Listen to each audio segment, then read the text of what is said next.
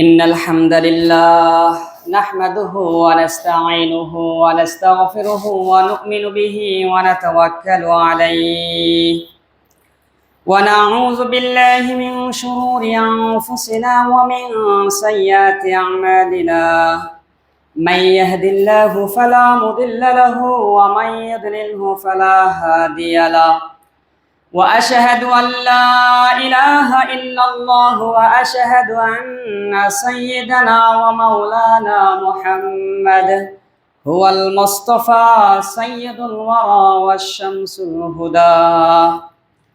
وقال تعالى في كلامه المجيد وفي فرقانه الحميد: أعوذ بالله من الشيطان الرجيم بسم الله الرحمن الرحيم. يا أيها الذين آمنوا اتقوا الله حق تقاته ولا تموتن إلا وأنتم مسلمون.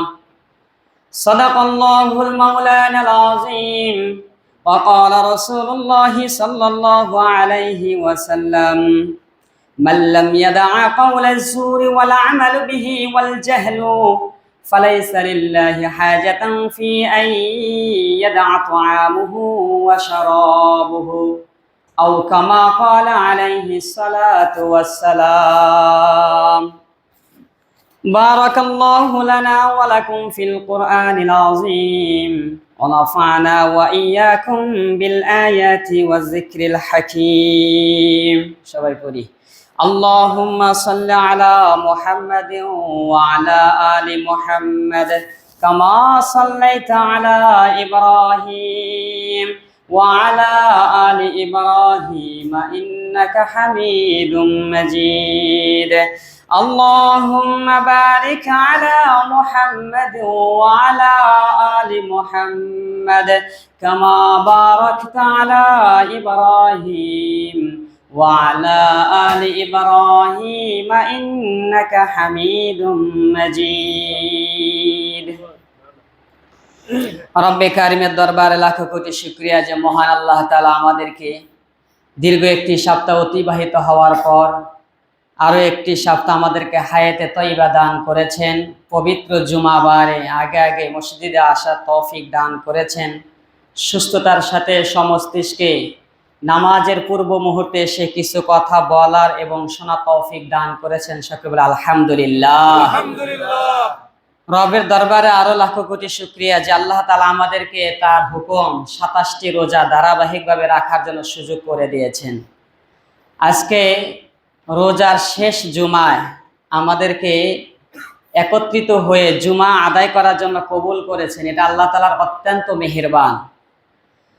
এজন্য আজকে আমরা আরো এক্সট্রা একটু শুকরিয়া আদায় করি। সকলে বলি আলহামদুলিল্লাহ রাব্বিল আলামিন। আজকে রোজার শেষ জুমায় আমরা আলোচনা করব রোজার শিক্ষা ও হাকিকাত সম্পর্কে। পুরো একটি মাস রোজা আমাদেরকে কি শিক্ষা দিতে চেয়েছেন এবং রোজার হাকিকত কি, এই বিষয়ে কোরআন ও হাদিসের আলোকে আমরা আলোচনা করব। ওমা তৌফিকে ইল্লা বিল্লাহ। পেয়ার হাজিরিন, রোজার শিক্ষা এবং হাকিকত সম্পর্কে আমরা আজকের এই জুমায় 5টি শিক্ষা সম্পর্কে আলোচনা করব। এই রোজা থেকে পরিপূর্ণতার সাথে আমরা 5টি শিক্ষা অর্জন করব বা 5টি শিক্ষা আমরা আলোচনা করব নিজের আমলের জন্য, নিজের জীবনকে পরিবর্তন করার জন্য। এই 5টি আমল যাতে আমি করতে পারি এবং আপনাদেরকে তৌফিক দান করেন ইনশাআল্লাহ তাআলা। রোজার প্রথম থেকেই আল্লাহ পাক রব্বুল আলামিন বান্দাদেরকে বলতে চান যে সকল গুনাহ মুক্ত জিন্দেগি গঠন করতে।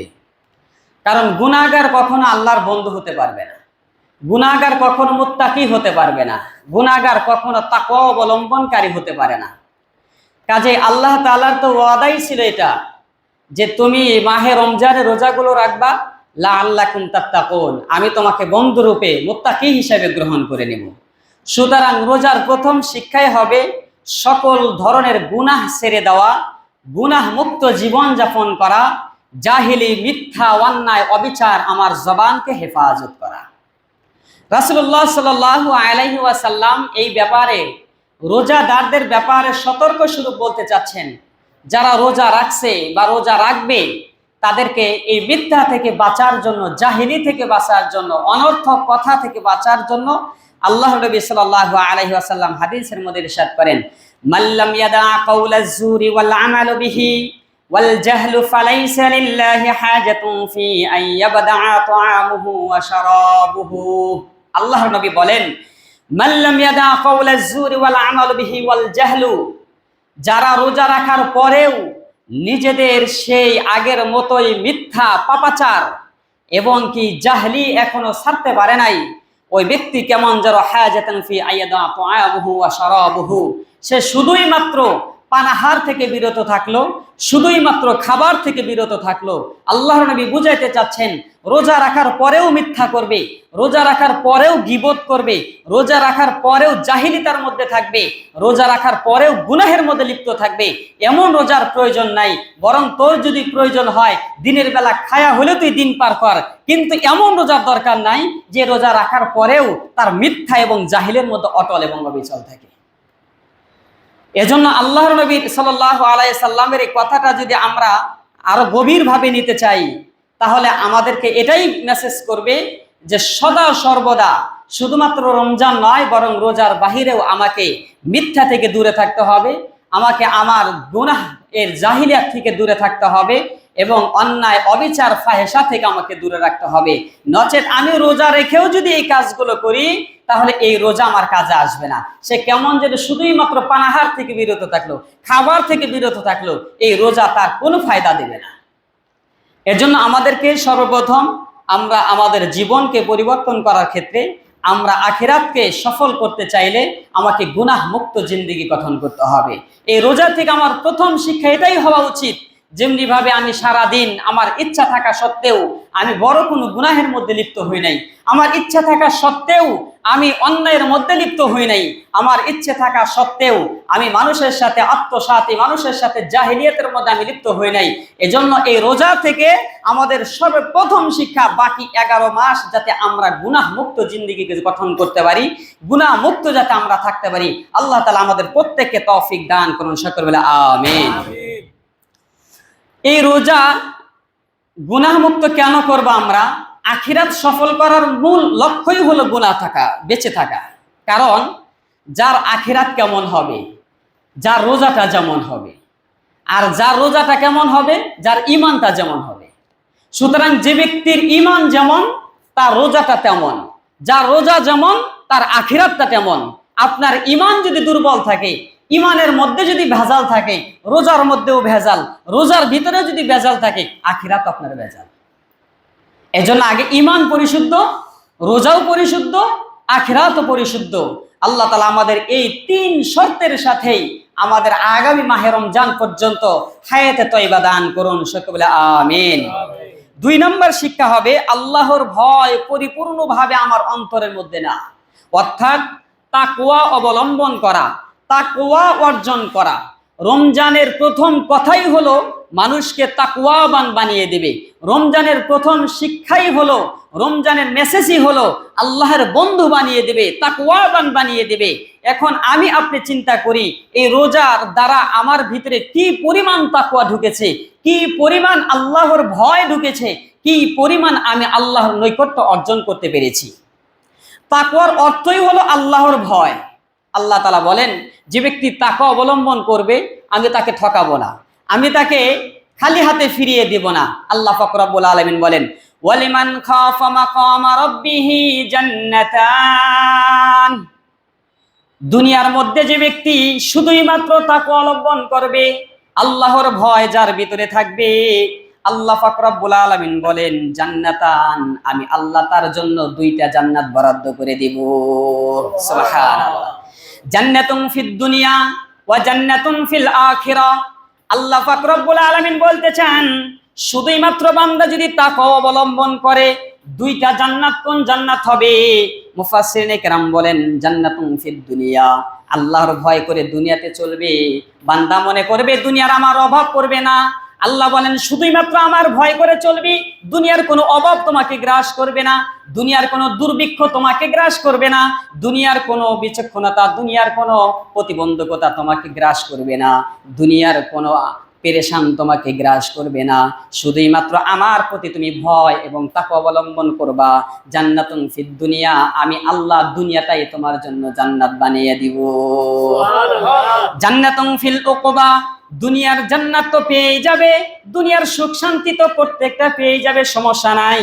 আল্লাহ বলতে চান শুধুই মাত্র দুনিয়াতেই ক্ষান্ত থাকবে না, বরং আমি আল্লাহ তোমাকে আখিরাতেও তোমাকে আমার দেওয়া প্রতিশ্রুতির চাইতে হাজার হাজার গুণের নিয়ামতে ভরপুর আমি তোমাকে জান্নাত দিয়ে দিব।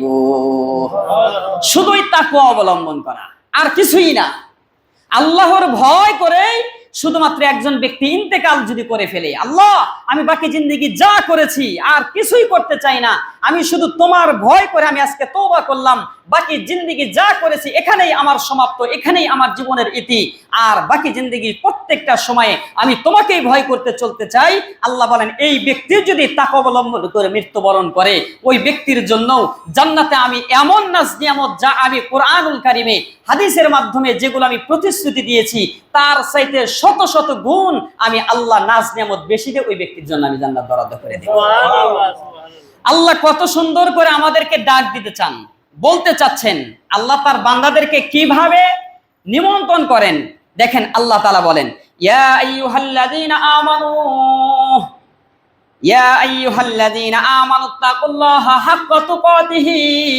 আল্লাহ বলেন ইয়া আইয়ুহাল্লাযীনা আমানু, আল্লাহ শুধুই মাত্র তোমাকে ঈমানদার বলে ডাক দিতে চান, আল্লাহ তোমাকে অন্য কিছু বলে রাখতে চান না। এই আয়াতগুলো যখন পড়া হয়, এই আয়াতগুলোর মাধ্যমে যখন দুনিয়ার মাধ্যমে মুসলমানদের ঈমানদারদেরকে যখন এইভাবে ডাকা হয়, এটা আল্লাহর পক্ষ থেকে কোরআনের ভাষায় বলা হয় ইয়া আইয়ুহাল্লাযীনা আমানু, হে ঈমানদারগণ। আল্লাহ কেমন যেন বান্দাদেরকে বোঝাইতে চায়, আমি তোমাকে মুসলমান হিসেবে স্বীকার করলাম, আমি তোমাকে ঈমানদার বলে স্বীকার করলাম, আমি তোমাকে আমার বান্দা বলে স্বীকৃতি দিলাম, আমি তোমাকে মুমিন বলে স্বীকৃতি দিলাম।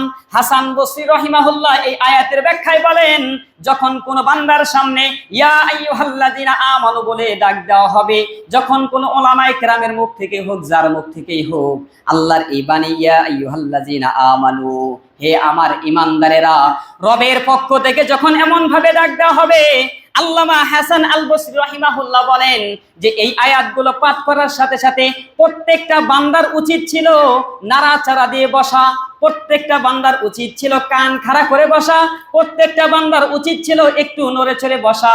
কেননা আমার রব আমাকে ডাক দিয়েছেন, সুতরাং যেই রব আরশের মালিক আমাকে ডাক দিতে পারে, ওই রবের মালিকের ডাকে আমাকে কিভাবে সচেতন হওয়া দরকার। শুধুই মাত্র যদি একজন এমডি সাহেব, শুধুই মাত্র যদি একজন ব্যাংকার, কিংবা শুধুই মাত্র যদি আপনার একজন মনিব আপনাকে ডাক দেয়, পোশাক পরিচ্ছদের কি পরিমাণ পরিপাটি, যাওয়ার জন্য কি পরিমাণ প্রস্তুতি, এবার চিন্তা করেন আরশের মালিক তোমাকে ডাক দেয় ইয়া আইয়ুহাল্লাযীনা আমানুত্তাকুল্লাহ, ইয়া আইয়ুহাল্লাযীনা আমানু, হে আমার ঈমানদারেরা। কেমন যেন আল্লাহ বুঝাইতে চায় এখন আমার আল্লাহ আমাকে কোনো কিছু বলতে চায়, কারণ আমাকে তো ডাক দিয়েছেন, ঈমানদার বলে আমাকেই স্বীকার করেছেন। ইয়া আইয়ুহাল্লাযীনা আমানু, এটা গোটা পৃথিবীর মানুষকে বলতে চাচ্ছেন যারা ঈমান গ্রহণ করেছে। এবার ডাক দেওয়ার পরে আল্লাহ পাক রব্বুল আলামিন কোন একটা কিছু অবশ্যই বলতে চাচ্ছেন, এ কথা নিশ্চিত যে আমাকে যেহেতু ডাক দিয়েছেন, আল্লাহ তো অনর্থক ডাক দিবেন না, অবশ্যই কোনো কিছু বলতে চাচ্ছেন। এবার তোমাকে আল্লাহ যেহেতু ডাক দিয়ে দেয়, এবার তাহলে তোমাকে নাড়াচাড়া দিয়ে বসা উচিত ছিল, কান খাড়া করে দেওয়ার দরকার ছিল। আমার আল্লাহ আমাকে কি বলতে চায়, কি বলতে চায়, হাক্কাতু ইত্তাকুল্লাহ, তুমি আল্লাহকে ভয় করো, হাক্কাতু কাতিহি, পরিপূর্ণ যেভাবে ভয় করার দরকার ওইভাবেই আমাকে ভয় করো। সুতরাং যখন আল্লাহ এভাবে বলতে চাইলেন, তখন তো আমার উচিত ছিল আমার জীবনের সর্বশক্তি যা আছে, আমার জীবনের সমস্ত চেষ্টা দিয়ে, সকল যোগ্যতার সবটুকু দিয়ে আমি আমার আল্লাহর কথাটা আমি শুনতে চাই। এটা আমার উচিত ছিল, আমাদের উচিত ছিল। কিন্তু এরকম আল্লাহর পক্ষ থেকে কত ডাক আমার এসেছে, কতজনেই আল্লাহর পক্ষ থেকে এইভাবে আমাকে ডাক দিয়েছে। আমি কি একবার নিজের বিবেকের কাছে প্রশ্ন করেছি যে আমার আল্লাহ কি বলতে চেয়েছেন, আল্লাহর পক্ষ থেকে কি অনুমতি আসছেন, আল্লাহর পক্ষ থেকে কি ঘোষণা আসছেন? একবারও কি আমি আমার বিবেকের কাছে বা আমি আমার বিবেক দিয়ে একবারও কি জানার চেষ্টা করেছি যে আল্লাহ কি বলতে চান? আমরা এদিকে খেয়াল নাই, শুধু বয়ান শুনছি, আল্লাহ বলছেন এতটুকুই শুনছি। কিন্তু আল্লাহ বলছেন এই কথাটা এতটাই নরমাল হয়েছে যে গ্রামের কোনো এক মাতবরে যদি ডাক দেয়, আমার যতটা সচেতন থাকে, আমার যতটা চেষ্টা থাকে, আর আল্লাহ বলেছেন এই কথার প্রতি আমার অতটা চেষ্টা, অতটা যোগ্যতা, অতটা আমার থাকে না, মনোযোগ থাকে না। তাহলে উচিত ছিল যে আল্লাহর হুকুম, আল্লাহ আমাকে ডাকতে চান, আল্লাহ আমাকে কিছু বলতে চান, আল্লাহর সাথে তামাশা করা চলবে না, আল্লাহ এই কথাটা অমান্য করলে চলবে না। শুধুমাত্র জোড়াতালি দিয়ে আল্লাহর কোনো কথাই আপনি এভাবে অবাধ্যচার করে যাবেন, বিষয়টি এমন নয়। আল্লাহ বলতে চান হাক্কাত তুকাতিহি, একেবারে পরিপূর্ণভাবে হক আদায় করে তুমি আমাকে ভয় করো। এই কথাটা আল্লাহ তাআলা আমাকে আরো কতবার বলছেন, আল্লাহ তাআলা বিভিন্ন জায়গা বলতে চান। এক একভাবে আমাকে ডেকে ডেকে এই কথাটাই শুধু বলতে যাচ্ছেন, ইয়া আইয়ুহাল্লাযীনা আমানুত্তাকুল্লাহ ওয়া কুলু কাওলান সাদীদা। এক জায়গায় আমাকে কাওলান সাদীদা বলে ডাক দিতে চান, আর এক জায়গায় বলেন ইয়া আইয়ুহাল্লাযীনা আমানুত্তাকুল্লাহ ওয়া কুনু মা'আস সাদিকিন। এই কথাটাই আবার অন্যভাবে বলেন, ইয়া আইয়ুহাল্লাযীনা আমানুত্তাকুল্লাহ ওয়াবতাগু ইলাইহিল ওয়াসিলা। এই কথাটাই আবার আল্লাহ পাক অন্যভাবে বলেন, ইয়া আইয়ুহাল্লাযীনা আমানুত্তাকুল্লাহ ওয়াল তানজুর নাফসুম মা কদ্দামাত লিগাদিন ওয়াত্তাকুল্লাহ। আল্লাহ পাক রব্বুল আলামিন ইমানদারদেরকে এইভাবে বারবার বিভিন্ন ভাষায় বিভিন্ন সূরাতে ডাকতে চান আর বুঝাইতে চান, তুমি তো অন্যদের মতো না, আমি তো তোমাকে ইমানদার বলে গ্রহণ করেছি, আমি তো তোমাকে বান্দা বলে স্বীকার করেছি, তুমি তো অন্যদের মতো না, তুমি তো পৌত্তলিকদের মতো না, তুমি তো হিন্দু না, তুমি তো বৌদ্ধ না, তুমি তো নাস্তিক না, তুমি তো মুরতাদ না, তুমি হলে আমার একজন মুমিন বান্দা, তুমি হলে আমার একজন ইমানদার, তুমি হলে আমার একজন তাকওয়াবান। সুতরাং আমি আল্লাহ প্রত্যেককেই সবকিছুই দিব। আমি তো দুনিয়াতে সবাইকে সবকিছুই দান করব। আমি তো দুনিয়াতে সবাইকে সব ধরনের জিনিসপাতি দিব। 10 জনের মতো আমি তোমাকে সবকিছু দিতেও পারি, নাও দিতে পারি, বাকি 10 জনকে আমি সব দিতে পারি। কিন্তু আমি আল্লাহ যাদেরকে ইমানদার বলে ডাক দেই, ওই 10 জনের মতো সবকিছু আমি না দিলেও কিন্তু আমি আল্লাহ তোকে একটা জিনিস দান করব। বাকি 10 জনকে সবকিছু দিলেও ওই বাকি 10 জনকে আমি সিজদা দেওয়ার তৌফিক দিব না। আল্লাহ বলছেন যাদেরকে আমি এইভাবে ডাক দেই, তাদের তুলনায় বাকি 10 জনকে দুনিয়ার সবকিছু যদি আমি দান করি, কিন্তু তাদেরকে সিজদা দেওয়ার তৌফিক আমি আল্লাহ তাদেরকে দেই না। আপনারাই বলেন, হিন্দু, বৌদ্ধ, খ্রিস্টান, নাসারা, ইহুদি, পৌত্তলিক যারা আছে, আমাদের চাইতে দুনিয়া তাদের কম না বেশি? বেশি। তাদেরকে সবকিছুই দিয়েছেন বেশি, কিন্তু সিজদা দেওয়ার তৌফিক দেন নাই। বাড়ি গাড়ি, অট্টালিকা, অহমিকা, আত্মমর্যাদা, ক্ষমতা আমি সবাইকে দিতে পারি, কিংবা তোমাদের চাইতে বিধর্মীদেরকে আরো বেশি দিতে পারি, কিন্তু মনে রাখো আমি ওদেরকে দুনিয়াতে সব দিব, কিন্তু সিজদা দেওয়ার তৌফিক দিব না। দুনিয়াতে সব দিলেও আমি তোমাকে পরকালে তাদেরকে জান্নাত দেব না। আমি আল্লাহ যেহেতু তোমাদেরকে মুত্তাকি বলে গ্রহণ করে নিলাম, ইমানদার বলে গ্রহণ করে নিয়েছি, বান্দা বলে স্বীকার করে নিয়েছি, দুনিয়ার সবাইকে সবকিছুর ক্ষমতার অধিকার করলেও যাদেরকে আমি বান্দা বলে স্বীকার করে নিয়েছি, আমি আল্লাহ প্রতিশ্রুতি দিলাম, তুই যেহেতু মুমিন হিসাবে আমি আল্লাহ তোকেই স্বীকৃতি দিলাম, দুনিয়ার কোনো কিছু তোকে না দিলেও আমি আল্লাহ প্রতিশ্রুতি দিলাম আমি তোমাকে অবশ্যই জান্নাত দান করব। আল্লাহ বলেন, ওয়ালিমান খাফা মাকাম রাব্বিহি জান্নাতান, শুধুই মাত্র আমার ভয় করবা, আমি তোমাকে 2টা জান্নাত দান করব। আল্লাহ নবী সাল্লাল্লাহু আলাইহি সাল্লাম বলেন, কোন ব্যক্তি যদি দুনিয়ার শুধুমাত্র হায়াত থেকে শুরু করে নিয়ে, বালেগ হওয়ার পর থেকে নিয়ে, দুনিয়ার সবকিছু বোঝা থেকে শুরু করে নিয়ে মৃত্যু পর্যন্ত শুধুই কষ্ট ক্লেশে কাটিয়েছেন, শুধুই মাত্র মানুষের দুঃখ কষ্টে জীবন শেষ করে দিয়েছে, 80টা বছর সুখের কোনো চেহারা দেখে নাই, 80টা বছর হাসির কোনো চেহারা দেখে নাই, 80টা বছর কোনো সুখ শান্তির কোনো কিছুই দেখে নাই, জীবনের শুরু থেকে শেষ পর্যন্ত শুধু কষ্টেই কাটিয়েছে। আল্লাহ নবী সাল্লাল্লাহু আলাইহি সাল্লাম বলেন, এই ব্যক্তি 80 বছর কষ্ট করার পর মৃত্যু যখন হয়ে যাবে, আল্লাহ শুধুমাত্র জান্নাতটা এক নজর দেখাবে, ওই 80 বছরের যত দুঃখ কষ্ট ক্লেশ করেছে, জান্নাত একবার দেখার সাথে সাথে 80 বছরের দুঃখ সব ভুলে যাবে। এত সুন্দর লাজ নিয়ামত রেখেছেন, শুধুমাত্র চেহারা দেখাবে। 80 বছর সে মনে করেন বুঝবান হওয়ার পর থেকে শান্তি কি জিনিস সে বোঝে নাই। এমন ব্যক্তিকেও যদি শুধু জান্নাতের চেহারাটা দেখাবে, এই ব্যক্তি এক পলক জান্নাতের চেহারা দেখার সাথে সাথে দুনিয়ার এই ৮০ বছর কিংবা আরো ১০০ বছর যদি হয়ে যায়, এই দুনিয়ার সব দুঃখ ক্লেশ শুধুমাত্র জান্নাত এক পলক দেখার সাথে সাথেই সব ভুলে যাবে। এবার চিন্তা করেন জান্নাতটা কি জিনিস। কিন্তু তাকওয়া অবলম্বন করতে হবে, তাকওয়াবান হতে হবে, আল্লাহর ভয় পরিপূর্ণ আপনার অন্তরে আনতে হবে। হাসি তো দুনিয়াতে অনেকেই হাসে, সুখ তো দুনিয়াতে বহু মানুষই গ্রহণ করে। একবার চিন্তা করে দেখুন, যার ভিতরে আল্লাহর পরিপূর্ণ ভয় নাই, যার দুনিয়াতে আল্লাহর কোনো হুকুম নাই, যার ভিতরে আল্লাহর কোনো বিধান নাই, সে হাজার অট্টালিকার মালিক হইলেও, সে হাজার এসি রুমে ঘুমাইলেও তাকে গিয়ে জিজ্ঞাসা করেন, ও শান্তিতে ঘুমাইতে পারে না।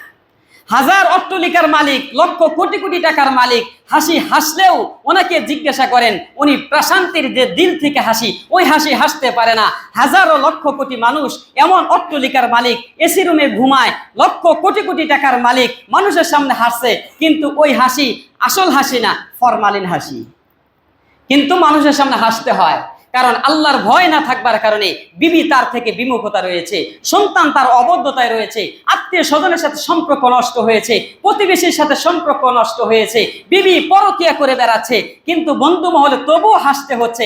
কেননা বিষয়টা এমন পারিবারিক সমস্যা যেটা বন্ধুকেও বলতে পারছে না, সমাজের কাউকেও বলতে পারছে না, কিন্তু তবুও তার হাসতে হচ্ছে। এটা হলো ফরমালিন হাসি। এই ফরমালিন হাসি যারা দুনিয়াতে হাসবে, আল্লাহর ভয় ছাড়া তারা অট্টালিকার অহমিকা তৈরি করবে, এমন ভয় কাছে আসবে না। বরং যার ভিতরে আল্লাহর ভয় আসবে, পরিপূর্ণ ভয় আসবে, ওই ব্যক্তি দুনিয়াতে কখনো মানুষের অন্যায় করবে না, মানুষের সাথে মিথ্যাচার করবে না, গুনাহের কাজে লিপ্ত হবে না, অন্যের হক আত্মসাৎ করবে না, প্রতিবেশীর হক নষ্ট করবে না। এটাকেই বলা হয় তাকওয়া, এটাকেই বলা হয় আল্লাহর ভয়। আল্লাহর ভয় ন্যূনতম ভয় এটা যে আমি যখন কোনো কাজ করব, শুধুমাত্র এতটুকু ভয় হবে, এই কাজটা আল্লাহ অবশ্যই দেখবেন, কিংবা আমি যে কাজটা করছি আল্লাহ অবশ্যই দেখছেন, কিংবা আল্লাহ না দেখলেও আমাকে আল্লাহ দেখছেন। সুতরাং এতটুকু ভয় যদি কার মধ্যে থাকে, কোনো অন্যায় করা তার পক্ষে সম্ভব নয়। সুতরাং এই রোজা আমাকে এটাই শিক্ষা দিতে চেয়েছেন, প্রথম তাকওয়া অবলম্বন করো। যদি কোনো ব্যক্তি তাকওয়াবান হয়ে যায়, তাহলে ওই ব্যক্তির দ্বারা কোনো খারাপ কাজ করা কোনোভাবেই সম্ভব হবে না।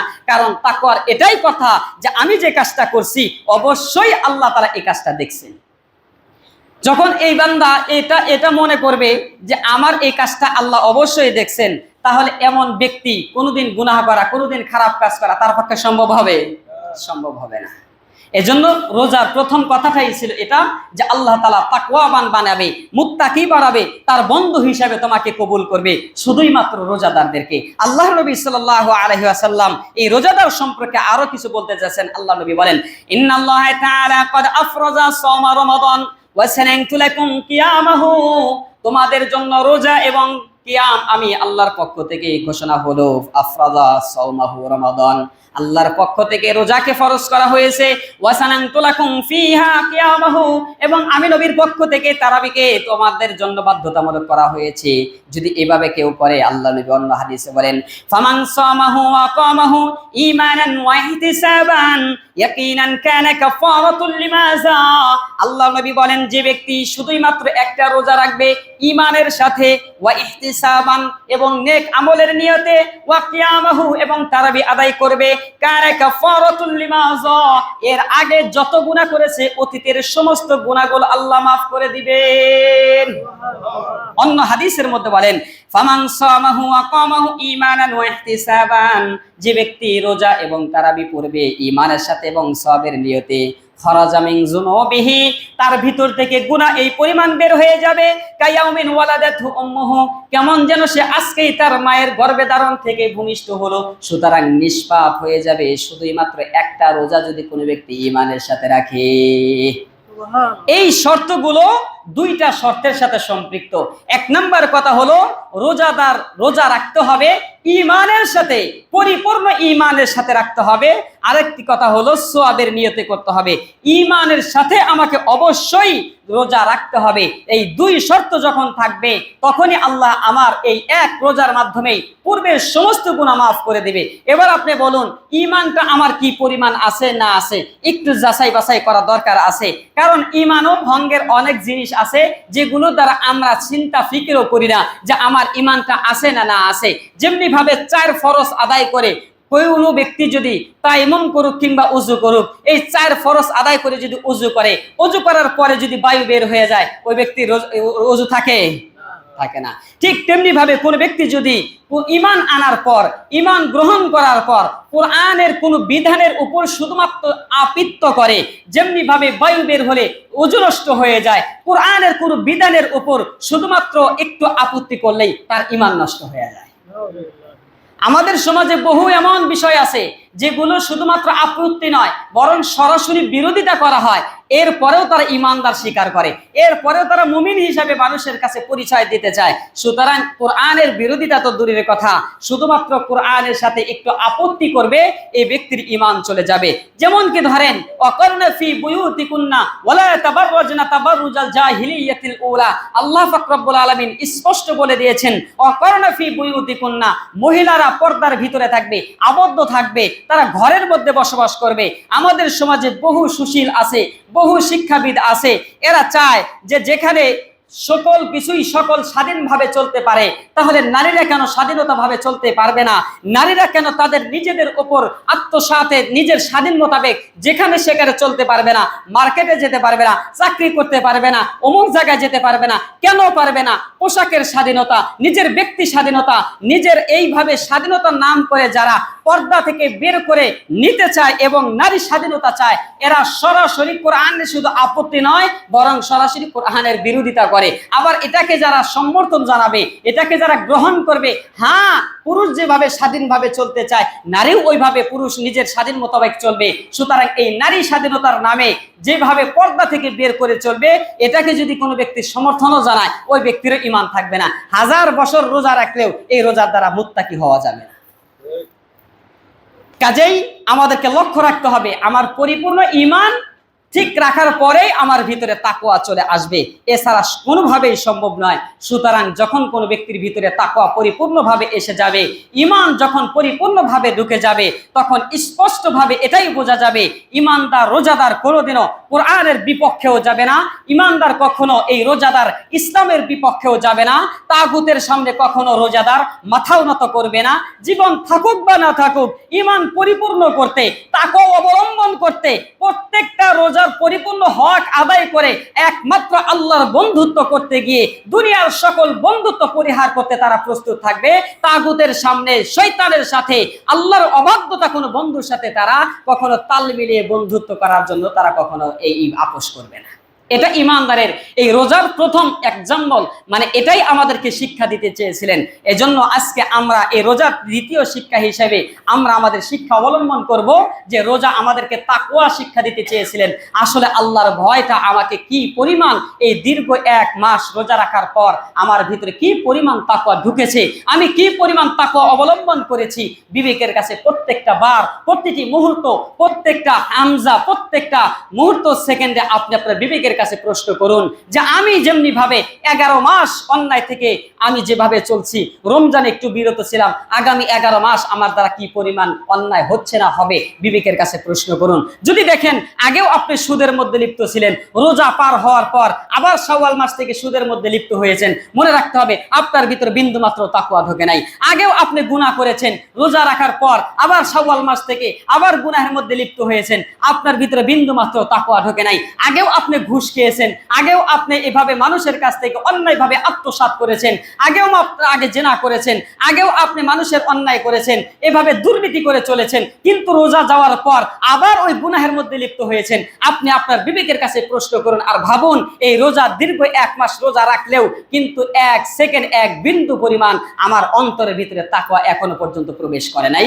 কেননা আমি রোজার বাহিরেও যেমন, রোজার ভিতরেও তেমন, বাকি 11 মাসও তেমন রোজা রাখার মাধ্যমে আমার বিন্দুমাত্র পরিমাণ আমার ভিতরে পরিবর্তন হয় নাই, মানে আমার ভিতরে 1 বিন্দুমাত্র পরিমাণ তাকওয়া অবলম্বন হয় নাই। আল্লাহ তাআলা আমাদের প্রত্যেককে এই রোজার মাধ্যমে তাকওয়া পরিপূর্ণভাবে আদায় করা তৌফিক দান করুন এবং আল্লাহর ভয় নিয়ে আমাদেরকে মৃত্যুবরণ করা তৌফিক দান করুন, সকলে বলে আমিন। রোজার 3 নম্বর আমাদের শিক্ষা এবং হাকিকত ছিল দান সদকার প্রতি আমাদেরকে অটল এবং অবিচল থাকা, ফাস্তাবিকুল খায়রাত, প্রতিযোগিতামূলক চলা। অন্তত পক্ষে এই সদকাতুল ফিতর যেটাকে বলা হয়, রমজানের যেটা সদকা, সেটা হলো সদকাতুল ফিতর অবশ্যই আদায় করা। এটা একটা শিক্ষা। কারণ যে ব্যক্তি নেশাবের মালিক আছে ওই ব্যক্তি তো জাকাত আদায় করবেই। জাকাত রোজার ভিতরেই আদায় করতে হবে বিষয়টি এমন নয়, সম্পদ 1 বছর হওয়ার পর ওই ব্যক্তি জাকাত আদায় করবে। বেশিরভাগ মানুষ এই রমজান মাসে আদায় করে, এজন্যই সোয়াবটা অতিরিক্ত, এবং রমজান থেকে রমজান একটা হিসাব থাকে 1 বছরের। এই হিসাবে আমরা রোজার মধ্যে জাকাত বেশি আদায় করি, কিন্তু রোজার বাহিরেও তো জাকাত আদায় করা যায়, কারণ আপনার সম্পদ 1 বছর কোন দিন হবে সেটা আপনার কাছে হিসাব। কিন্তু রমজানের আলাদা একটা সদকা রয়েছে, সেটাকে বলা হয় সদকাতুল ফিতর। কোন ব্যক্তির পরিবারের মধ্যে যদি সুবে সাদিকের আগেও, ঈদের দিন সুবে সাদিকের আগেও যদি কোনো শিশুর জন্মগ্রহণ করে, ওই ব্যক্তিও যেন ওই শিশুর সদকাতুল ফিতর আদায় করে। এটা আল্লাহর নবীর আদেশ। এখন আমাদের সমাজে আমরা বহু মানুষ আছি, জাকাতও দেই না, সদকাতুল ফিতরও দেই না। অনেক হাদিসের মধ্যে এমন রয়েছে সদকাতুল ফিতর দ্বারা পরিপূর্ণ রোজার পরিপূর্ণতা হাসিল হয়। কোন ব্যক্তি 1 মাস রোজা রাখলো, একটু অসম্পূর্ণ রয়ে গিয়েছে, ওই সম্পূর্ণ করতে, পরিপূর্ণ করতে আল্লাহর নবী বলেন যদি কোনো ব্যক্তি সদকাতুল ফিতর আদায় করে, ওই ব্যক্তির রোজাটা কেমন যেন পরিপূর্ণ হয়ে আরশে আজিম, আরশের মালিকের কাছে গিয়ে পৌঁছে যায়। সুবহানাল্লাহ। এখন সদকাতুল ফিতর আদায় করবেন কি দিয়ে? গত জুমায় বলেছি, সদকাতুল ফিতর আদায় করার উত্তম পন্থা আমাদের সমাজে বর্তমান এখন টাকা দিয়ে আদায় করাটাই উত্তম। অনেক ভাই মনে করেন যে টাকা দিয়ে সদকাতুল ফিতর আদায় হয় না, খাদ্যদ্রব্য দিতে হবে। বিষয়টি এমন নয়। ইসলামের যুগে, প্রথম যুগে খাদ্যদ্রব্য দিতেন, সাহাবায়ে কেরাম জব দিতেন, খেজুর দিতেন, আর তাদের যেটা খাবার ছিল সেগুলোই দিতেন। কিন্তু আমরা যেটা সদকাতুল ফিতর এজন্য টাকা আদায় করব, কারণ আমাদের ঘরে যে ফকির আর মিসকিন, ফকির আর মিসকিন তো গত জুমার আগের জুমায় ব্যাখ্যা করেছি। যার ঘরে একদিনের খাবার আছে তাকে বলা হয় ফকির, যার ঘরে একদিনের খাবারও নাই তাকে বলা হয় মিসকিন। সুতরাং আমাদের সমাজে প্রত্যেকের ঘরে খাবার মজুদ থাকে, কমপক্ষে 7 দিন বা 10 দিন খাবে, এই খাবারটা সবার ঘরেই থাকে। ওই আপনার সদকাতুল ফিতর খাদ্যর জন্য সে মোকাপেক্ষী না, কিন্তু তার কিছু টাকার প্রয়োজন, তার চাহিদা মোতাবেক কিছু কেনার প্রয়োজন, কিন্তু অর্থ নাই। যখন আপনি এটার বিনিময়ে তাকে দিয়ে দিবেন, আপনার এটার দ্বারা তার একটু উপকার হবে, তার ফায়দা হাসিল হবে। হ্যাঁ, এ ব্যাপারেও একটি হাদিস রয়েছে। আল্লামা জুবাইর রাহিমাহুল্লাহ উনি বলেন, আমি ইসহাক রাহিমাহুল্লাহকে শুনেছি, সামি'তু আবা ইসহাক ইয়াকুলু, ইসহাক রাহিমাহুল্লাহ উনি বলেছেন, আদরাকতুহুম ওয়া হুম ইয়াতুনা ফি সাদাকাতি রমাদান, যে আমি সদকাতুল ফিতর, রমজানের সদকাতুল ফিতর আদায় করতে সাহাবায়ে কেরামকে এভাবে পেয়েছি, দারাইমা লিকিমাতিত তুআম, যে তারা খাবারের বিনিময়ে মানুষের মাঝে, গরিবদের মাঝে সদকাতুল ফিতর আদায় করে দিতেন। এজন্য সদকাতুল ফিতর অবশ্যই আমরা টাকা দিয়ে আদায় করলে এটা উত্তম হবে এবং এটা আদায় করা যাবে, এতে কোনো সন্দেহ নাই। আমরা আমাদের সম্পদগুলো থেকে কমপক্ষে যারা নেশাবের মালিক আছি, অবশ্যই আমরা ঈদগাহে যাওয়ার আগে সদকাতুল ফিতর আদায় করব। কেন আদায় করব? খুজমিন আমওয়ালিহিম সাদাকাতান তুতাহহিরুহুম ওয়া তুযাক্কিহিম। যখন কোন সম্পদ থেকে সদকা আদায় করা হয়, আল্লাহ পাক রব্বুল আলামিন বলেন এই সদকা আদায় করার দ্বারা তুতাহহিরুহুম ওয়া তুযাক্কিহিম, তার সম্পদ পবিত্র হয়ে যায় এবং তার অন্তর পরিশুদ্ধ, পরিষ্কার হয়ে যায়। সুবহানাল্লাহ। এজন্য আমরা ঈদগাহে যাওয়ার আগেই সদকাতুল ফিতর আদায় করব। তবে কোনো ব্যক্তি যদি ব্যস্ততার কারণে, অন্য কোনো কারণে যদি সদকাতুল ফিতর আদায় করতে বিলম্ব করে, ঈদগাহে যাওয়ার আগেও যদি সদকাতুল ফিতর আদায় করতে না পারে, অনেকে মনে করে ঈদের নামাজ শেষ হয়েছে তাহলে মনে হয় সদকাতুল ফিতর আর দিতে হবে না। বিষয়টি এমন নয়, ঈদের পরেও সদকাতুল ফিতর আদায় করা যাবে। এজন্য ঈদগাহের নামাজের পরেও আদায় করতে পারেন, ঈদগাহে যাওয়ার আগে দেওয়াই উত্তম। এজন্য আমরা উত্তমটাই অবলম্বন করব, যে ঈদগাহে যাওয়ার আগেই আমরা আমাদের এই সমাজে বর্তমান সদকাতুল ফিতর 100 টাকা করে, আমার পরিবারে যে কয়জন আছে 100 টাকা করে সদকাতুল ফিতর হিসাব করে গরিবদের মাঝে দিয়ে আমি ঈদগাহে যাব। আর যদি নাই পারি ব্যস্ততার কারণে, তারপরেও আমি ঈদগাহ থেকে নামাজে ফেরার পরেও আমি গরিবদের মাঝে সদকাতুল ফিতরটা আদায় করব। আমাকে এবং আপনাদের প্রত্যেকেই এই সদকাতুল ফিতর পরিপূর্ণভাবে অর্থ সম্পদ থেকে আদায় করা তৌফিক দান করুন, সকলে বলে আমিন। রোজার 4র্থ নম্বর হাকিকত এবং শিক্ষা এটাই, কেমন যেন রোজা প্রত্যেক মুমিনদারদেরকে বলতে চায় যে আমার এই নামটাই একটা শিক্ষা, রোজার এই নামটাই একটা শিক্ষা।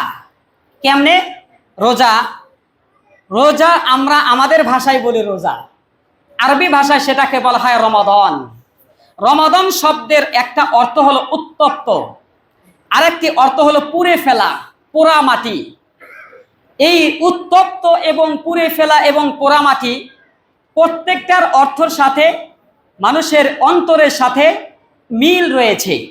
যদি আপনি পুড়ে ফেলা অর্থ করেন, তাহলে রোজার দ্বারা, রমাদান দ্বারা প্রত্যেকটা গুনাহগারের, যখন কোন ব্যক্তি রোজা রাখবে, এক রোজার দ্বারাই এই গুনাহগারের অন্তরের সমস্ত গুনাহগুলোকে পুরে খারখার করে দেবে। আর যদি পোড়ামাটি মনে করেন, তাহলে কোনো ব্যক্তি গুনাহমুক্ত জিন্দেগি নিয়ে যদি কোনো ব্যক্তি রোজা রাখে, পোড়া মাটি যেরকম ভাবে সাধারণ মাটি পুড়তে পুড়তে পুড়তে পুড়তে ইটের মতো একটা শক্ত অবলম্বন করে, ঠিক কোনো ব্যক্তি যদি নিষ্পাপ নির্ভেজাল ঈমান নিয়ে যদি কোনো ব্যক্তি রোজা রাখে, ওই ব্যক্তি এই রোজার উত্তপ্ততার কারণে এমন কঠোর আর এমন ঈমানদার হবে, দুনিয়ার কোনো তাগুতি শক্তি এক রোজাদারকে, কোনো দুনিয়ার সমস্ত শক্তি একভাবে থাকবে, সমস্ত শক্তি এক পক্ষে থাকবে, আর রোজাদার এক পক্ষে থাকবে। এই রোজাদারের পক্ষই সবচাইতে শক্তিশালী এবং বিজয়ী লাভ করবে। তার প্রমাণ 17ই রমজান বদরের প্রান্তরে 313 জন রোজাদারের সামনে হাজারো সশস্ত্র এবং যোদ্ধা বাহিনীরা অস্ত্র নিয়ে 313 জনের সামনে ইসলামের সূচনাকালেও টিকতে পারে নাই। ঠিক তেমনি ভাবে আজও পর্যন্ত যদি কোনো মানুষ, কোনো ইমানদার, যদি ইমানদারের একটি গ্রুপ যদি রোজার মাধ্যমে যদি কোনো তাগুতি শক্তির সামনে এভাবে দাঁড়িয়ে যায়, দুনিয়ার সমস্ত পরাশক্তিকে হার মানিয়ে রোজাদাররাই বিজয়ী লাভ করবে। আর যদি উত্তপ্ত নেন, তাহলে উত্তপ্ততার অনেকগুলো ব্যাখ্যা হতে পারে।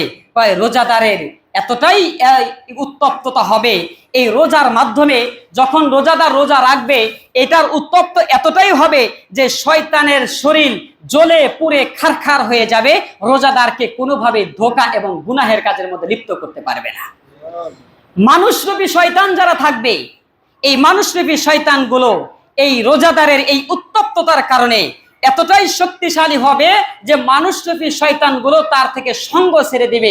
দুনিয়াতেও বহু মানুষ দেখা যায় রোজা রাখবার কারণে অন্তত পক্ষে যারা মানুষরূপী শয়তান আছে, সেও চিন্তা করে, যা ওই ব্যক্তি রোজাদার, ওর সাথে ঘুরে লাভ নাই, কারণ ঘুরলে আমি তো পকেট থেকে বের করে মাঝে মাঝে কিছু ধরাইতে পারবো, আর ও তো রোজা রয়েছে, ওর থেকে তো ধরানো সম্ভব না, আবার ওই পর্দার ভিতরে গিয়া ওর থেকে বিলটা নেওয়াও সম্ভব না। এই মানুষরূপী শয়তানগুলো রোজার মাধ্যমে এই রোজাদার থেকে দূরে সরে যায়।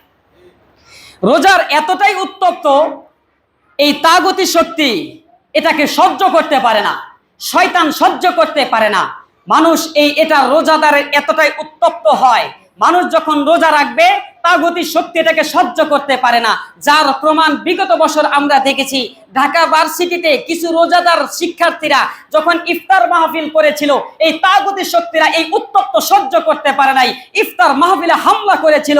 এবছর আমরা সেটা না দেখতে পারলেও কিন্তু রোজাদারের উত্তপ্ততা এতটাই যে তার তাগুতি শক্তি গ্রহণ করতে পারে না, সহ্য করতে পারে না। তার জ্বলন্ত প্রমাণ হলো প্রত্যেক বছরেই যদিও কোনো সময় হামলা করুক বা না করুক, রমজান মাসে অন্তত পক্ষে ফিলিস্তিনি ইসরায়েলের তাগুতি শক্তি সহ্য করতে না পারে, এই রমজানের মধ্যেই ফিলিস্তিনি ওই সমস্ত রোজাদারের উত্তপ্ত সহ্য করতে না পেরে এই তাগুতি শক্তি রোজার মধ্যে তাদের উপর হামলা করে। এটা জ্বলন্ত প্রমাণ। এটা রোজাদারের উত্তপ্ত তাগুতি শক্তি পছন্দ করতে পারে না, সহ্য করতে পারে না, শয়তান সহ্য করতে পারে না, মানুষরূপী শয়তানও সহ্য করতে পারে না। এজন্য রোজা আমাদেরকে বোঝাতে চায়, রোজার একটা শিক্ষা, আমার নামটাই একটা শিক্ষা। কোনো ব্যক্তি যদি আমাকে রোজা পরিপূর্ণতার সাথে রাখতে চায়, দুনিয়ার কোনো শক্তি আমার এই উত্তপ্ততার সামনে কোলাবে না। সুতরাং আমরা রোজা ওভাবেই যদি রাখতে পারি, তাহলে আমার এই উত্তপ্ততা দুনিয়ার সমস্ত তাগুতি শক্তিকে হার মানিয়ে দিবে, দুনিয়ার সমস্ত শয়তানকে হার মানিয়ে দিবে। কিন্তু দুঃখের বিষয় এটাই যে আমরা আমাদের এই রোজাগুলো রাখি ঠিক, পরিপূর্ণ হক আদায় করে রোজা রাখার আমার তৌফিক হয় না। রোজার মাধ্যমে মুমিন এবং মুনাফিকের মধ্যে পার্থক্য করে দেয়। আল্লাহ নবী সাল্লাল্লাহু আলাইহি ওয়াসাল্লাম একটি হাদিস আমাদের মাঝে পেশ করেছেন, বয়ান করেছেন। আল্লাহর নবী বলতে চাচ্ছেন, রোজা হলো মুমিন এবং মুনাফিকের মধ্যে পার্থক্য সৃষ্টিকারী। একমাত্র এটাই একটা ইবাদত যেটা মুনাফিক এবং মুমিনকে পার্থক্য করে দেয়। আল্লাহ নবী সাল্লাল্লাহু আলাইহি ওয়াসাল্লাম বলেন, মা উতিয়া আলাল মুসলিমিনা শাহরুন খায়রুন লাহুম মিন রমাদান। রমজান মাস হলো ঈমানদারের জন্য খায়রুন লাহুম মিন রমাদান, এটা হলো মুমিনের জন্য সবচেয়ে উত্তম মাস, মর্যাদাপূর্ণ মাস। ওয়ালা উতিয়া আলাল মুনাফিকিনা শাহরুন মিন রমাদান, আর মুনাফিকের জন্য এটা হলো সবচেয়ে নিকৃষ্ট মাস। কিভাবে মুনাফিকের জন্য নিকৃষ্ট মাস আর মুমিনের জন্য উত্তম মাস আল্লাহর নবী বয়ান করেছেন, ওয়াযালিকা লিমা ইয়া'দুল মুমিনিনা ফীহি মিনাল কুওয়াতি লিল ইবাদাতিহি। আল্লাহর নবী নবী সাল্লাল্লাহু আলাইহি সাল্লাম বুঝাইতে চান, যারা মুমিন হবে, যারা মুসলিম হবে, যারা ঈমানদার হবে, এই রোজাটা তাদের জন্য হবে। ওয়াযালিকা লিমা ইয়াইদুল মুমিনিনা ফিহি, এটা তাদেরকে এমন জিনিসের সঞ্চয় গ্রহণ করবে মিন কুওয়াতি লিল ইবাদাতিহি। একজন ঈমানদার যখন রোজা রাখবে, দুনিয়ার সমস্ত ইবাদত করার শক্তি তার ভিতরে এসে যাবে। সুবহানাল্লাহ। রোজাদার, ঈমানদার, এইগুলো রোজা রাখার মাধ্যমে কুওয়াতান লিল ইবাদাতিহি, ইবাদত করার শক্তি সঞ্চার করবে। বাকি 11 মাস ইবাদত থেকে রোজাদারকে শয়তান হটাতে পারবে না, তাগুতি শক্তি হটাতে পারবে না। 1 মাস রোজা রাখার মাধ্যমেই বাকি 11 মাস তার ইবাদত করার শক্তি যেই পরিমাণ প্রয়োজন, এই পরিমাণ শক্তি রোজার মাধ্যমে ভিতরে অটোমেটিকলি তার ভিতরে ঢুকে যাবে। আপনি চিন্তা করুন, আপনি কি পরিমাণ শক্তিশালী হচ্ছেন। রমজান শেষ, শাওয়াল শুরু, আপনার ভিতরে হারাম খাওয়া শুরু, সুদ খাওয়া শুরু, ঘুষ খাওয়া শুরু, দুর্নীতি শুরু, চাঁদাবাজি শুরু, জেনা শুরু, ব্যভিচারী শুরু, নেশা মাদকাসক্ত, বাবাখোর, ইয়াবাখোর আবার আগের মতোই শুরু হয়েছে। আপনাকে রোজা কি পরিমাণ পরিবর্তন করেছে বিবেকের কাছে আপনি একবার প্রশ্ন করুন। তাহলে কিভাবে আপনি ঈমানদার হিসাবে পরিচয় দিতে চান, কিভাবে মুমিন হিসাবে পরিচয় দিতে চান, বিবেকের কাছে আপনার একবার লাড়া দেয় না, লজ্জা লাগে না? আপনি এবার বিলিজি ভাবুন।